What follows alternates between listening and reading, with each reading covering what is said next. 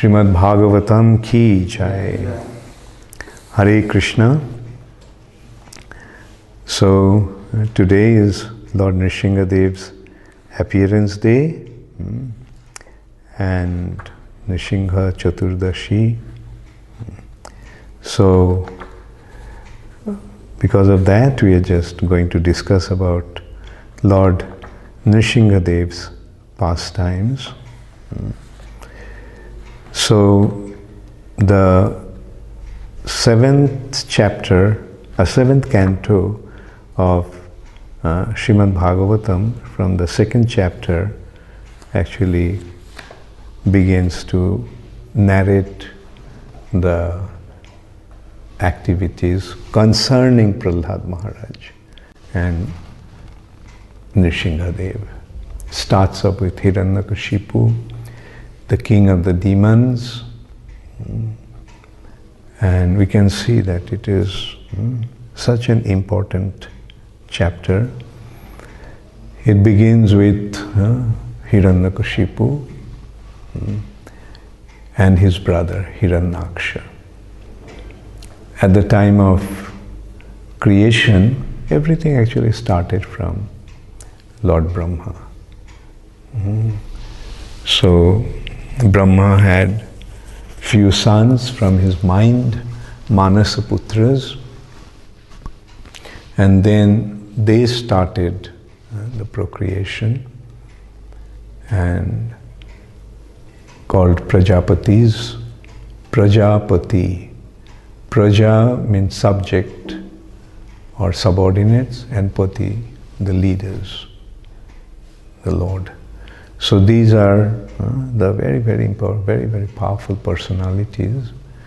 And Brahma, in this way, Kashyapa became one of the main progenitors. He was Brahma's grandson in a way. This Atri, Pulasta, Pulaha, Marichi, Angira, and from them came Kashyapa, and Kashyapa had 13 wives, and from them different progeny came, and one of them was Diti.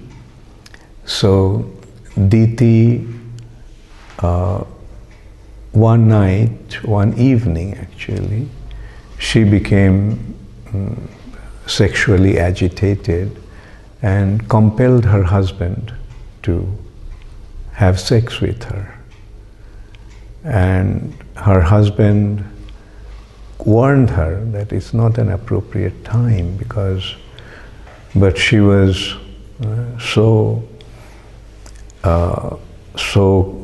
overwhelmed with her urge that finally Kashyapa had to unite with her, and as a result of that, 2 sons were born, and they became demons, Daityas, because they're sons of Diti.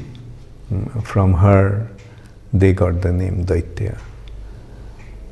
Similarly, another wife of Kashyapa was Aditi, and from her came the Adityas, or demigods.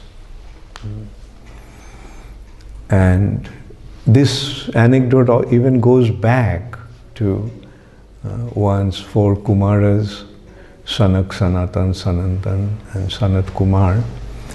They went to Vaikuntha, and they are actually the first 4 sons of Brahma. But they are so absorbed in their spiritual identity and attachment to the Supreme Personality of Godhead that when Brahma asked them to assist him in procreation, they declined. So they were the first 4 sons, and they did not change their form. Their form is just like 5-year-old children. And so when they went to Vaikuntha, the gatekeepers of Vaikuntha, whose business is to keep the door, keep the gate, and not allow just anyone and everyone to enter. So they fail to recognize the exalted position of these 4 children. They're actually the eldest people, the oldest people in this universe, but they look like just say some 4, 5 years old. And they, Jai and Vijay, protected them, prevented them from entering, and they became furious. And they cursed Jai and Vijay, the gatekeepers. Now, this anecdote, this history goes even further. The Lord in Vaikuntha cannot experience one mellow. Like, you know that there are 5 permanent relationships, 5 sthayi bhav, called Santya, Dasya, Sakhya, Vatsalya and Madhur. Mellow of neutrality, servitorship, friendship, parental and conjugal. And there are 7 secondary mellows. There's laughter, surprise, veera, chivalry, wonder, veer, adbhut, bhayanak, ghastly, bhayanak, frightening, bibhatsa, ghastly, and karun, pathos. So in Vaikuntha, the Lord cannot experience Viraras, the mellow of chivalry. So they just desired, we wish that we could allow the Lord to experience that mellow. In Vaikuntha, the Lord doesn't get that, but we will enable him to experience that mellow. Meaning the mellow that, or the mood, or the feelings that the Lord will feel by fighting with somebody. So, because they desired that, the arrangement was actually happening in this way. They were cursed. But behind the curse is actually their desire to serve the Lord. In Vaikuntha, the Lord cannot get that mellow. So I wish we could enable him this mellow. So you have to see that they're guards, so they are powerful people. The guards are not just anybody. They're warriors. So they had that feeling, and as a result of that, all this happened. The 4 Kumaras came, cursed them, and then the Lord, realizing that some very exalted personalities have been offended, so he just came himself and pacified them. And he told these gatekeepers that since we have been cursed, you'll fall down to the material nature. That's the curse was. You are not fit to be in Vaikuntha. You haven't been able to become free from the concept of duality. So in the material nature is a world of duality. Duality means seeing good and bad. In this world, everything is a duality. Good and bad, desirable, undesirable, heat and cold, love and hate. So everything has a duality here. So they had to fall down. The Lord asked them, so you see, since they cursed you, you have to go down to the material nature. Now, I'm giving you an option. If you go there and remain as a devotee, then you'll have to take 7 births, and then you'll come back to Vaikuntha. And the other option is you'll become an enemy. Then you'll be there for 3 births and then you'll come back. So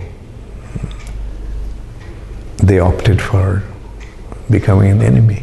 So now we can see they wanted to give the Lord the feeling of Viraras. Now in order to fight, in order to experience Viraras, there has to be fight. And in order to fight, he has to become the Lord's enemy. So that's how it was actually arranged. In this way we can see that Vedic wisdom is so precise, so accurate, that when one goes into it properly, of course under the direction of a bona fide spiritual master, things become, everything falls in the right slot. Everything just fits in perfectly. And it's a pity that people, due to the atheistic influence of this world, people do not want to accept the wisdom of the Vedas. They're missing out on such a wealth. And when an intelligent person sees it in a right way. But the problem with that is that in order to see things the right way, you have to see the entire picture. Unless you have the entire picture, you can't get that right understanding. And that's why we need the guidance of somebody who has seen the entire picture. And then he can explain to us. And that person is a spiritual master who has seen the entire picture. It's not possible to see the entire picture. It's so vast. Therefore, everyone needs a teacher. Even a guru needs a teacher. Therefore, he is a guru. He has a teacher who has seen the entire picture. And his guru is the one who saw the entire picture from the right source. And that's why this disciplic succession, the chain of disciplic succession, is very, very important to receive this perfect knowledge. And when we receive the knowledge, then our faith becomes fixed. And that's why I always urge you all to read Prabhupada's books. Read Prabhupada's books. Because when you read Prabhupada's books, you get a perfect and clear picture. It has been mentioned in Srimad Bhagavatam, Bhurini Bhuri Karmani Shrotabani Vibhagash. Vedas are vast. Bhurini. The Bhuri Karmani, innumerable activities have been prescribed. And unless and until one has the total picture, one cannot, unless and until one has studied the whole thing, one cannot get the proper understanding. Which actually means unless and until one has the total picture. And then only we can understand the Vedas, the real message of the Vedas. So anyway, Jai and Vijay came down to the earth planet as Diti's 2 sons. Extremely powerful. Extremely powerful. And we can see also the result of auspicious time and inauspicious time. We can't just say any time is good enough, let me do. No. When you do something, you have to measure, you have to calculate, or you have to find out whether the time is right for this action or not. This evening time is very good for spiritual activity. Mornings and evenings and noontime, 3 sandhas, 3 very auspicious time in a day. When the night is turning into day, early morning, midday, when the pre-noon is merging into afternoon. Morning is merging into afternoon. Meridian. AM and PM. Ante-meridian and past meridian. And then in the evening, the time when day is turning into night. So these times are very good for auspicious activities. But this sexual act can become very inauspicious when it is performed at a wrong time.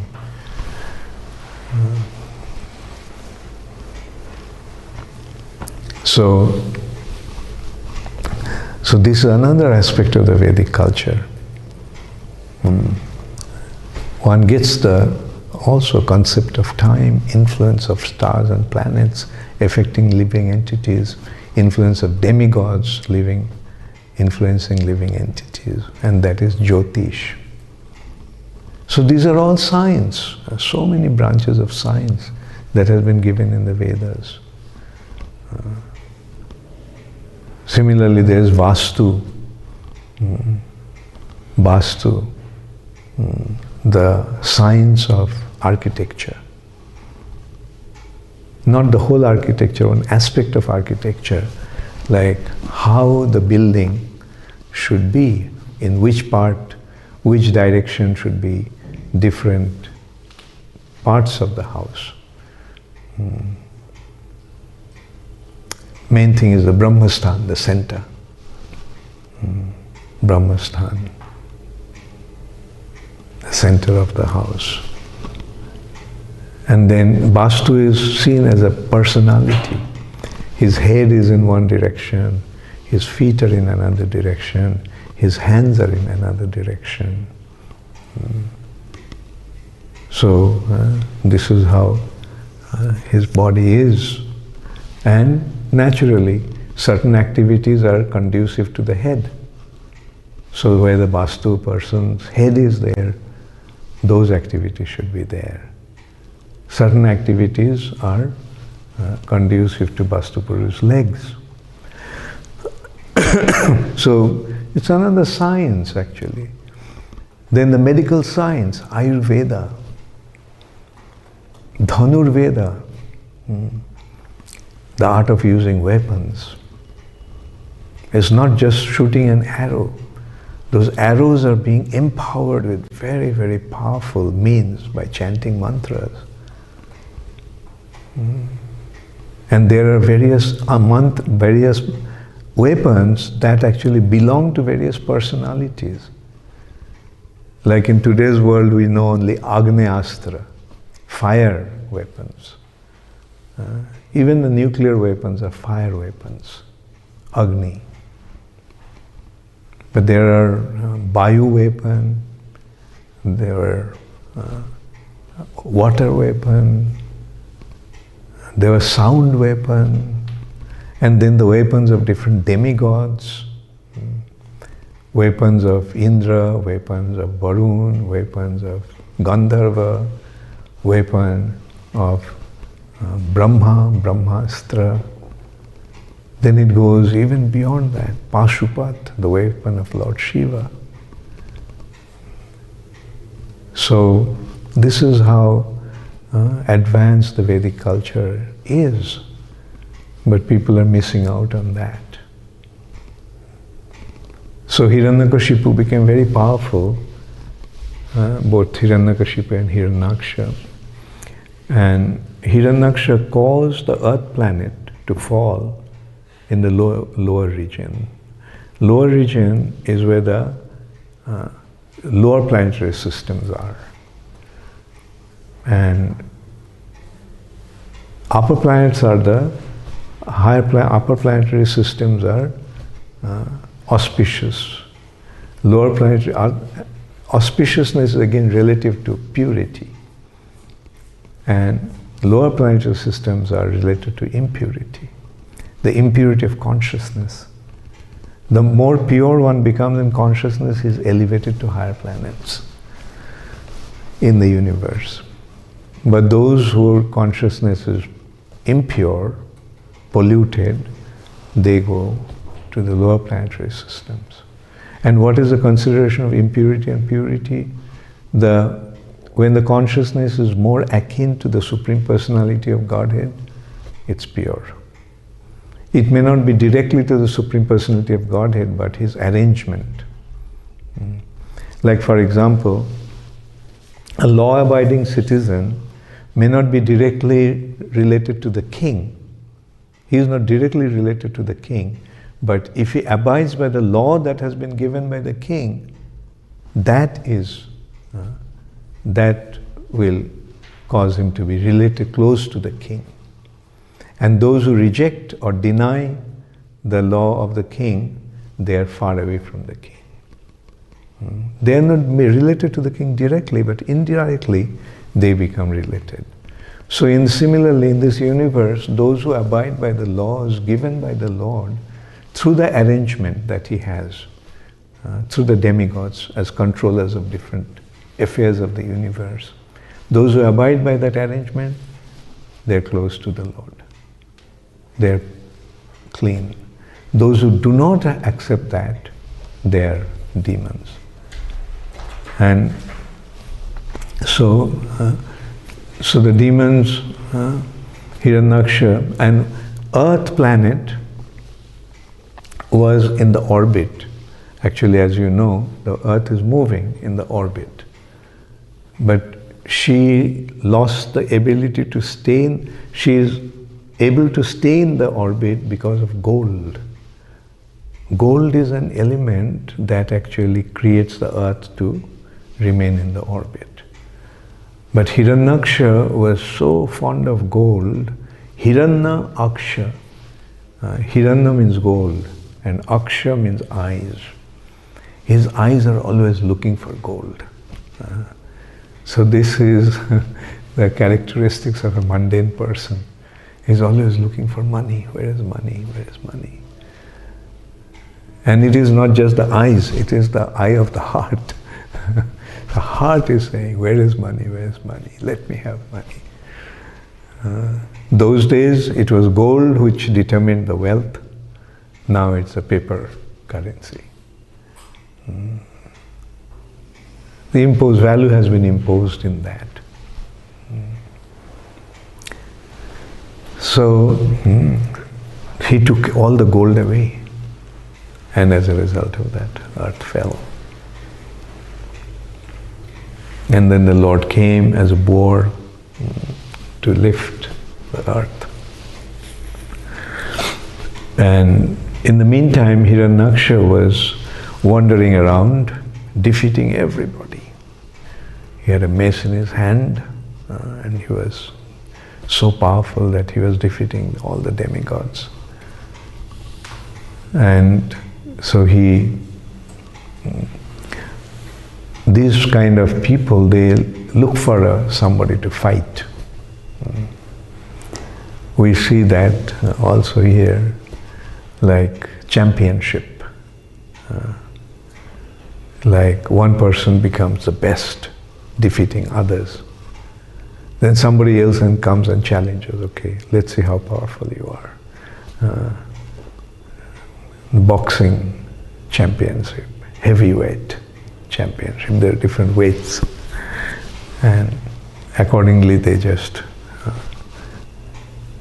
meet the opponents, and remaining in the same weight range.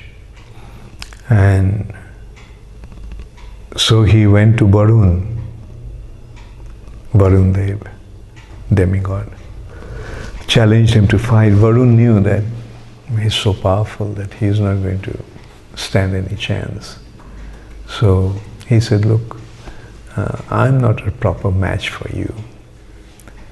If fighting with me, you won't really get the joy that you are hankering for. So he said that, then who is my match? So Varun said, Hari. Where is Hari?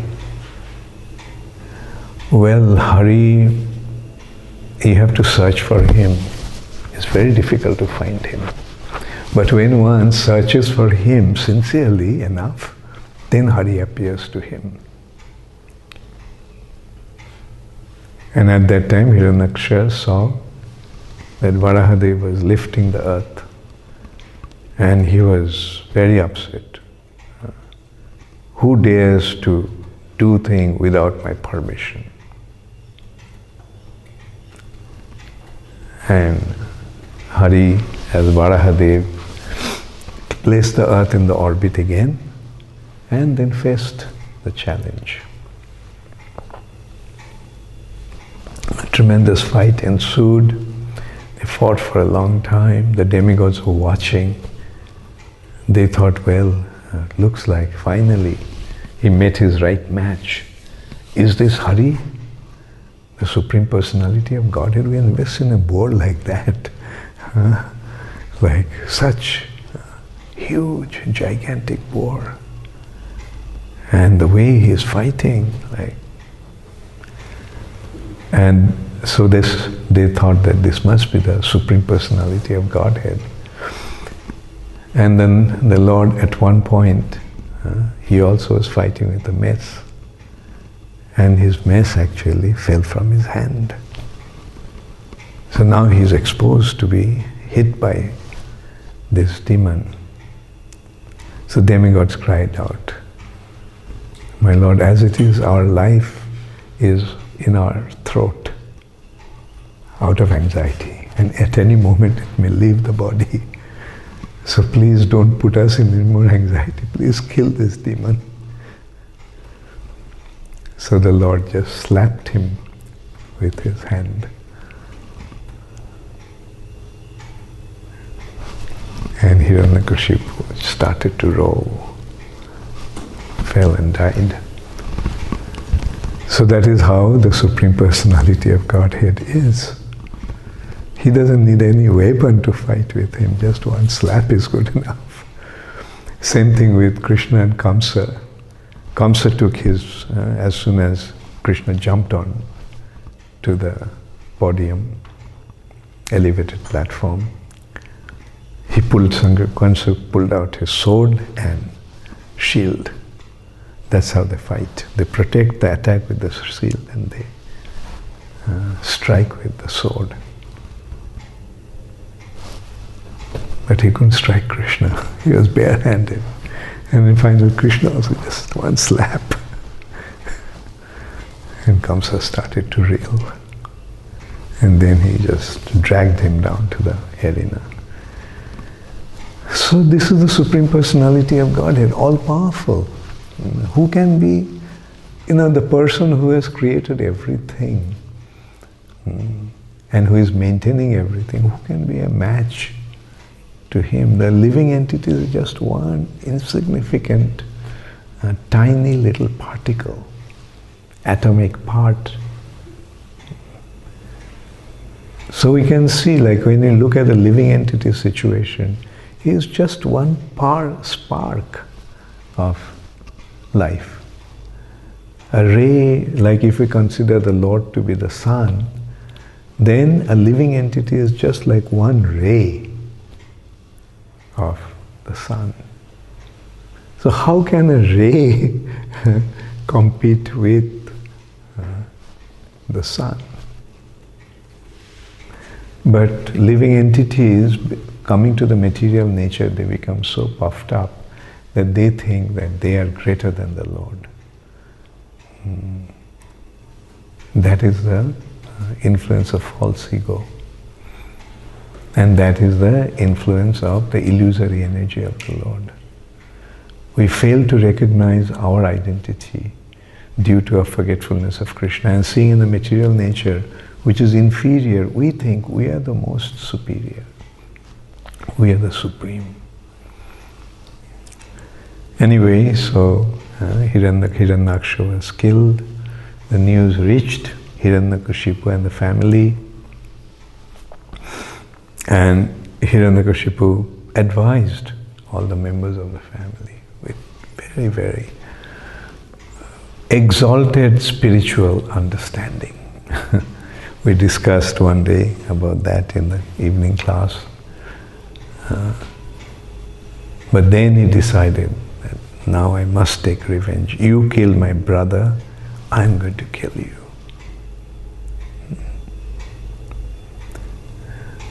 It's something like a man standing there and tiny little ant is standing up against the man. I will show you. What can the ant do? But still, the man may not even see the ant challenging him like that. But the Lord, who is situated in everyone's heart, He knows how one is reacting towards Him. The Lord says, okay, fine. You want to fight with me? You want to challenge me? Okay. And the person says, the ant says, I'll become so powerful that I'll defeat the man. And he goes, and according to the ant calculation, it was a terrible austerity that the ant performed. So this performs, the demoniac people performing austerities to gather power is something like that. From their own calculation, it is so terrible austerity he performed. The ant's whole body was eaten up by microbes.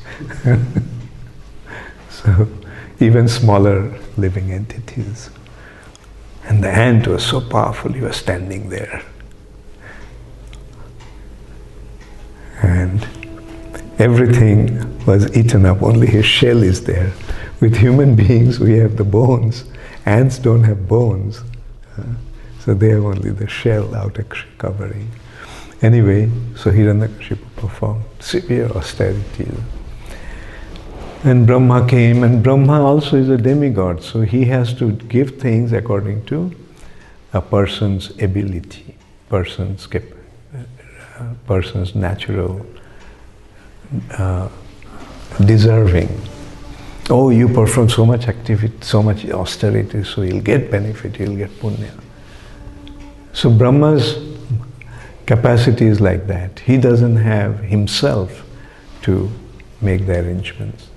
But the Lord has given that, well, when one acts in this way, that will be the result. When he acts in that way, that will be the result. So the arrangement is austerity will give piety.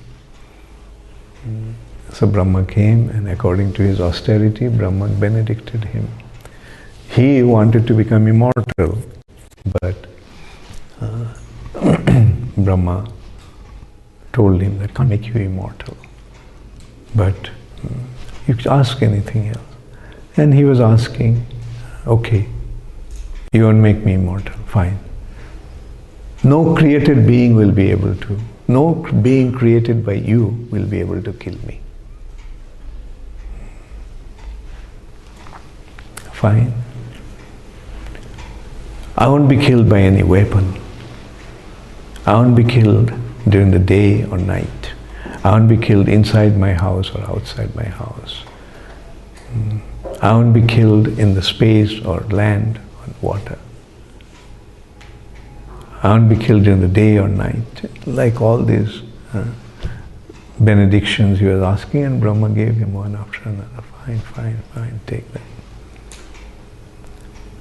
And he became so powerful. Then finally, Lord came to kill him. And he had to kill him. The Lord also cannot be unfair.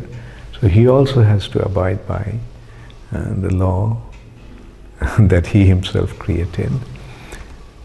And when Hiranyakashipu started to chastise his son, who was a great devotee, then the Lord came. Because that's one thing the Lord cannot tolerate. Offenses to his devotee. So that made Hiranyakashipu to become qualified to be killed by the Lord. And finally he came on this particular day, Nishinga Chaturdasi,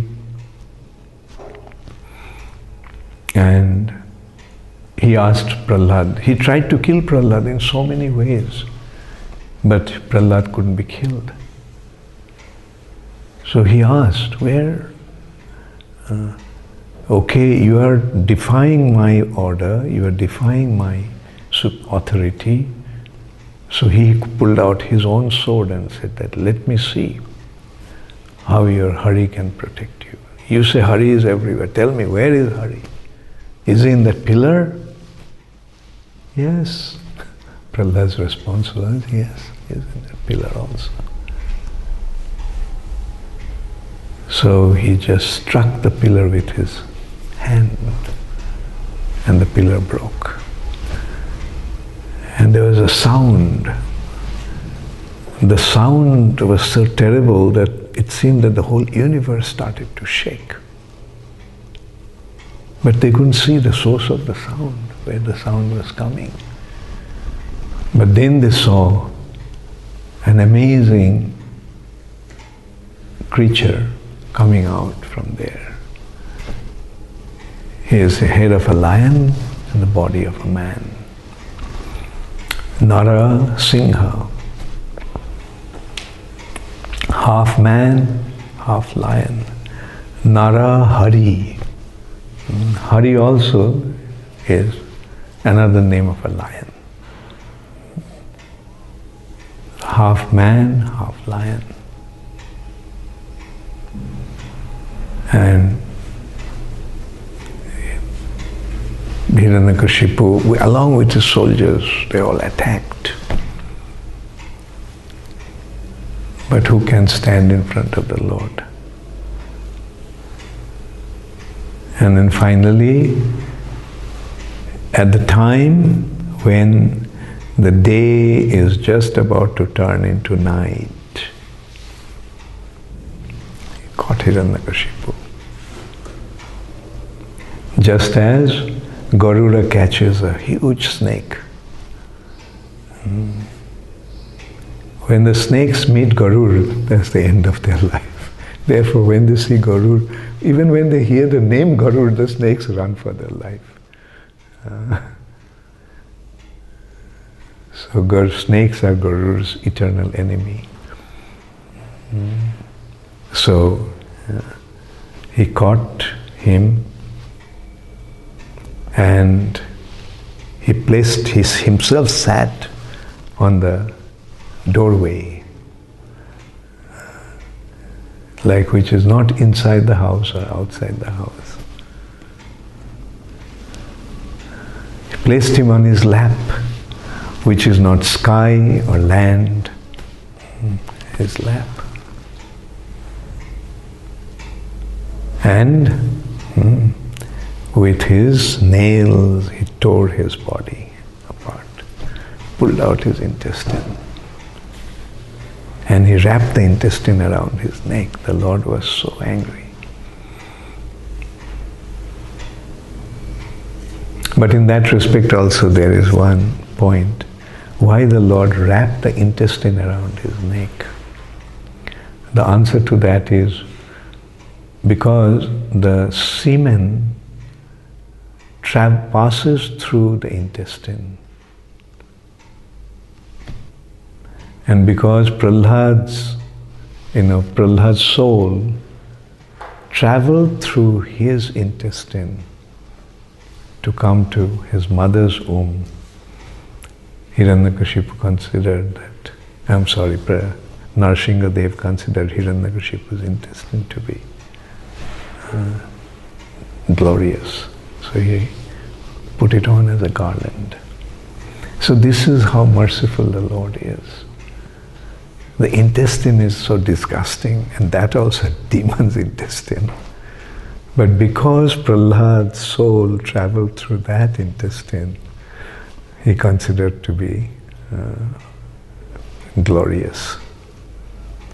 So in this way, the Supreme Personality of Godhead killed Hiranyakashipu. So we can see Hiranyakashipu got so many ways, he tried so many ways to make himself immortal. But when it comes to the Lord, no one can actually stand a chance, because, okay, fine, I won't be killed by any man or demigod, Gandharva, snake, any animal, human beings, and so forth. Half man, half lion.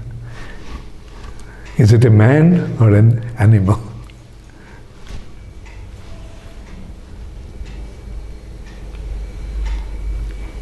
So,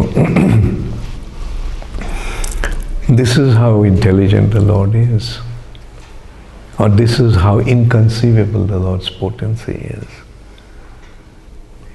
He won't be killed inside the house or outside the house, okay? Doorstep. Is it inside or outside?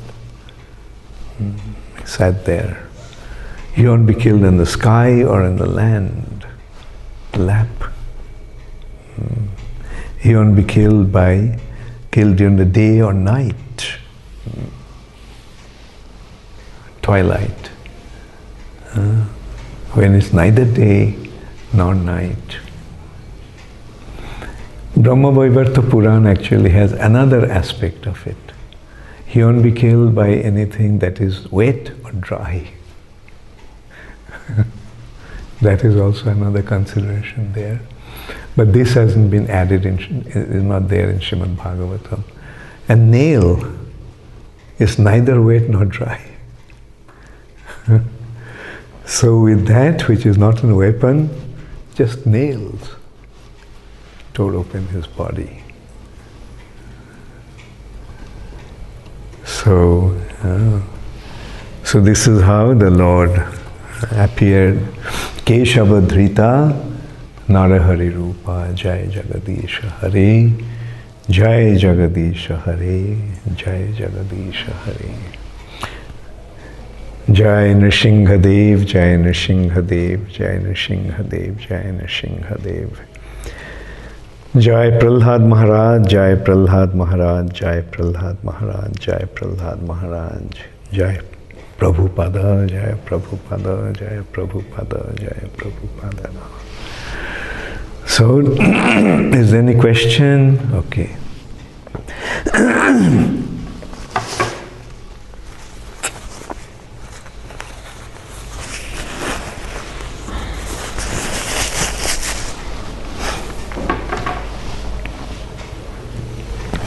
Okay, so there's a question from Shivendra Das, Chitrakoot, UP. Oh, Hare Krishna, Shivendra Prabhu. Hare Krishna Guru Maharaj, Dandavat Pranam. Guru Maharaj, we see in case of Ambarish Maharaj, when Durvasa Muni cursed him, Lord took it as a Vaishnava offense and was not ready to forgive him. But in case of Chatur Kumar, when they cursed Joy and Vijay, he didn't. No, like here also God didn't interfere. Just as when Durvasa Muni went to the Lord and he said, I mean, I cannot do anything. The person you have committed offense to, you have to go and beg forgiveness from him. So here also the Lord didn't interfere. He said, you got the curse, so it will happen. But he gave them option, well, the curse has been there, now you decide whether you want to be there for 7 lifetimes or 3 lifetimes. And they selected 3 lifetimes.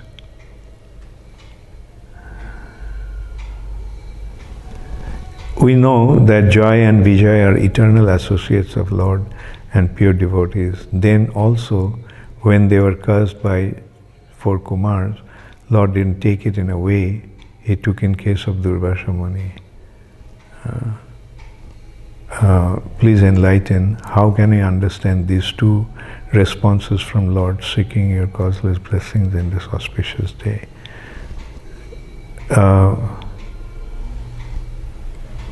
Well, I don't understand, what is the difference? Like in there also, he didn't interfere. And here also he didn't interfere. They got cursed. And as I said, like you have to go to the background. Why this arrangement is being made?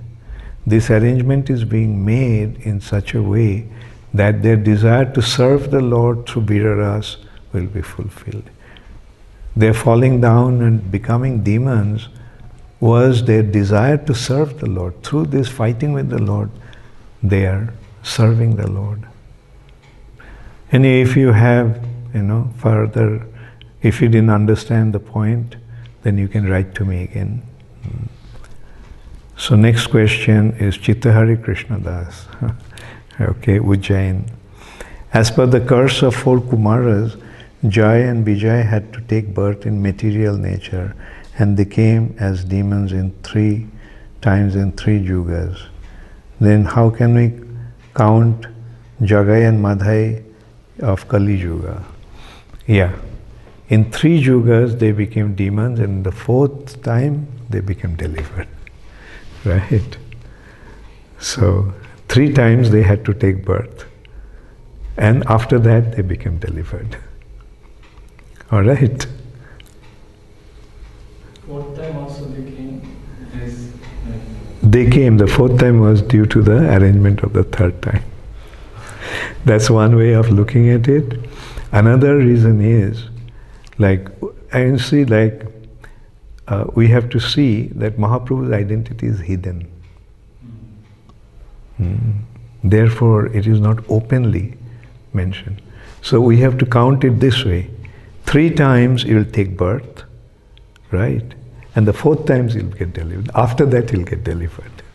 So 4th birth is delivered, so it's not counted. Okay? The Lord has his own way of counting. Also, Jogamaya has his own way of counting. Ratnangi Radha, Mumbai.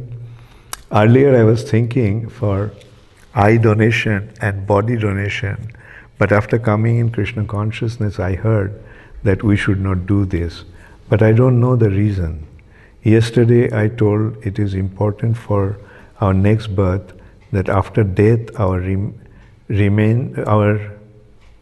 remains should be poured into a pious river. When we know soul is different from our body, then how to understand this? So, okay, Ratnangi Radha. The first question is, we don't appreciate the donating different parts of the body. Because we don't believe in this kind of, patch-up work. Nature's arrangement, you got the body, you use the body, when the body is finished, then you leave the body and go, and let the body burn. But these are all modern demoniac arrangements. He doesn't have an eye, so let me give him an eye. He doesn't have a kidney, let's give him a kidney. They are not seeing that he doesn't have a kidney because of his own karmic reactions. He doesn't have an eye because of his karma. So demigods have decided, why interfere into the arrangements of the demigods? Have you become greater than the demigods that you are trying to change his destiny? That's why we say that don't donate the parts of your bodies. Another thing is that if a part remains, then you may not be able to leave and go to the next destination. If you remain attached to the part, then you'll remain here as a ghost. Is it good to remain as a ghost here, not have a body? Just because, your one part of your body is left, and because of your attachment to that part, you are there. So this is how scientific the Vedic understanding is. So don't disregard that, just abide by that. And then the second part is, yesterday you told it is important for our next birth that after death our remains should be offered in a pious river. When you know soul is different from the body, then how to understand this? Yes, soul is different from the body, but this soul is attached to the body here. Yes, the soul is different from the body. But in this material nature, everyone is thinking that his body is his soul, his body is his self. And in that context, there are some arrangements that the Lord made. That the holy rivers are there. If the remains of the body is offered in the river, he gets spiritual benefit. If one leaves his body in touch with the water from those rivers or in touch of tulasi, then one derives spiritual benefits. So that's why it's a matter of taking spiritual benefit. And this is how the soul gets benefited. Do you understand that the soul is stuck in the body now? You may think, theoretically, you may think that you are the soul, but have you realized that you are the soul and not the body? What happens when you are hungry? Is it the body is hungry or the soul is hungry? But don't you say, I am hungry? So who are you then? So this is how we have to recognize the platform that we are in now. So there is no need to artificially pretend anything. If you can come to that realization, that's very good. But the point is, the body's remains are there. We do not know where the soul is going to go. If the soul is destined to go to hell, then if the body is put in Ganga, then it gets an opportunity to get out of the hell. That's why we put the remains of the body after cremation to the holy rivers. Because we do not know where the soul is going to go, carried by the subtle body. Therefore, these arrangements are made so that he can become, he can benefit spiritually. Next is Ashish Agarwal from Bhopal. Guru Maharaj, as you told, the Lord wants to enjoy Vira Rasa with devotee gods, so they took birth as demons. But these demons gave so many sufferings to saints, earthly people, that even Mother Earth was become quite worried. Yes,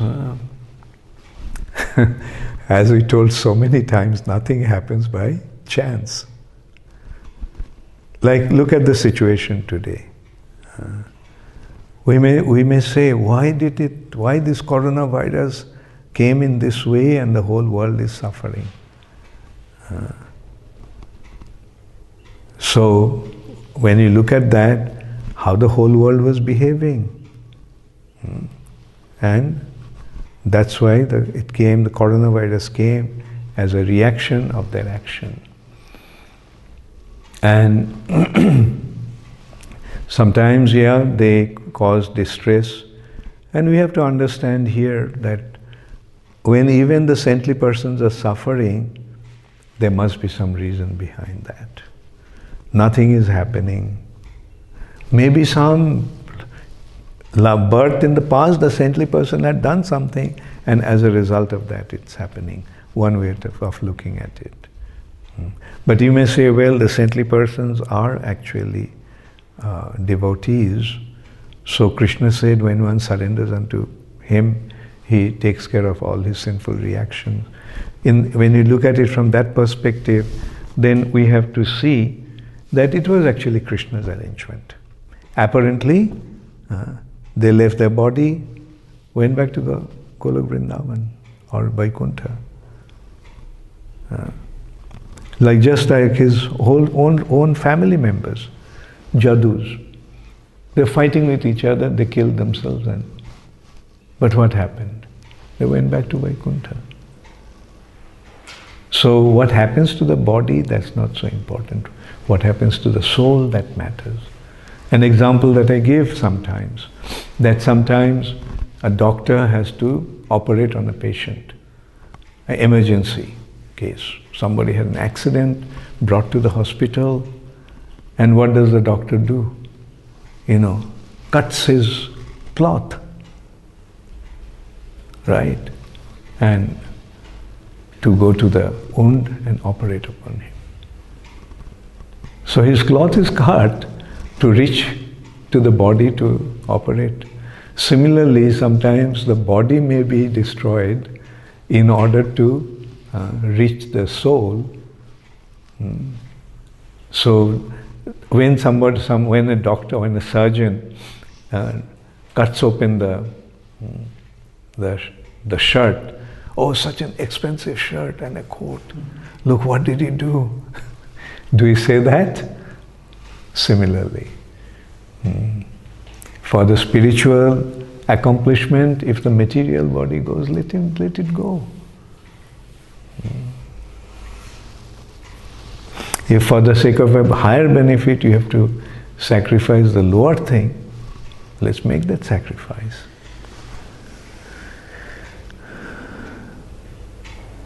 So next is Krishna Kumar Das, Hyderabad. We hear that Mayapur Narsimha Dev is in mood of Lord Chaitanya. Can you please tell what is the mood of Lord Narsimha in Ujjain? Who told Lord Narsimha is in the mood of Chaitanya? I mean, I don't know why this kind of things go. He's Ugra Nishinga. See his feature. He's about to kill Hiranyakashipu. Who says that that's the mood of Chaitanya? Chaitanya Mahaprabhu is more merciful. He may have shown some Nishinga Roop at some time, because Chaitanya Mahaprabhu is the source of all incarnation. But that doesn't mean that that incarnation is Chaitanya Mahaprabhu. Right? Try to understand. Lord Nishingadev in Mayapur is not in the mood of Lord Chaitanya. Lord Chaitanya is the most munificent. Does Lord Nishingadev look like most munificent? Rather, he is here to tear open the abdomen of Hiranyakashipu. Okay, and as you asked, in which mood is Ujjain Nishingadev? Same mood as Mayapur Nishingadev. Ugra Nishinga. Demons, come here. I will see. That is the mood. Nishingadev is still warning the demons. You demons, try to come here and be prepared. I'm here. Don't you know? Don't you remember what I did to Hiranyakashipu? If you don't know, then read Prabhupada's books.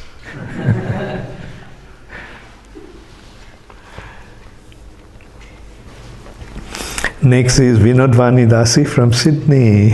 Hare Krishna Vinodvani. I am happy to receive this question from you. Guru Maharaj, Mahaprabhu used to relish the pastimes of Nishingadev and Prahlad Maharaj very much. Yes. In the Brihad Bhagavatamrita, when Gop Kumar goes to Prahlad Maharaj, he sends him further stating that he is not a great devotee of the Lord. He said that he has not served the Lord actually, and that's why he is not great. Given Prahlad Maharaj's position as an exalted devotee, how do you understand Mahaprabhu's mood for enjoying these pastimes as topmost? Yeah. See, Prahlad Maharaj said that because a devotee is very humble.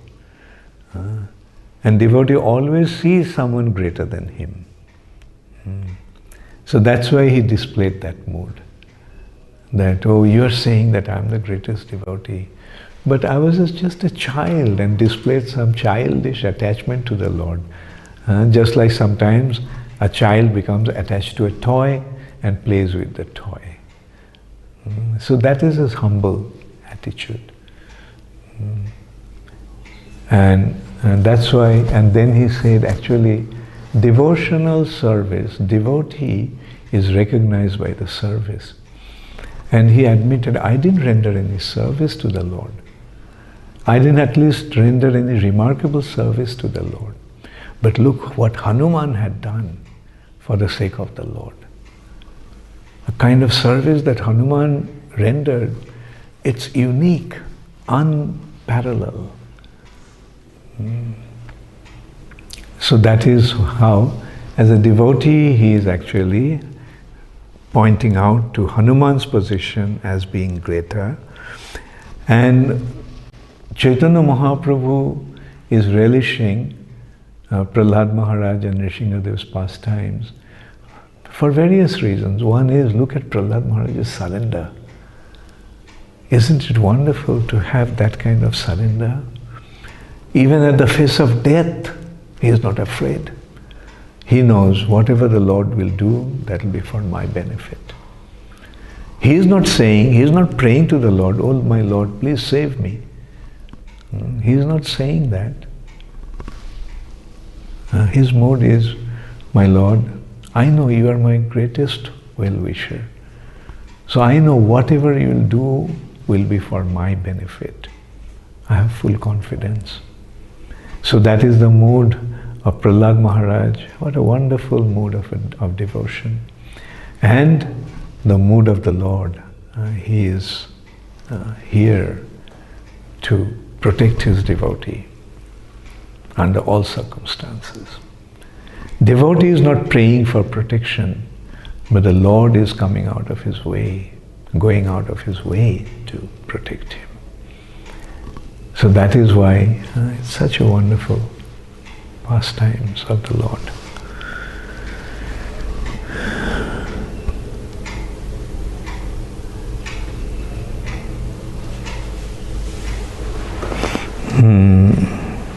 That's all, yeah? Okay, thank you all very much.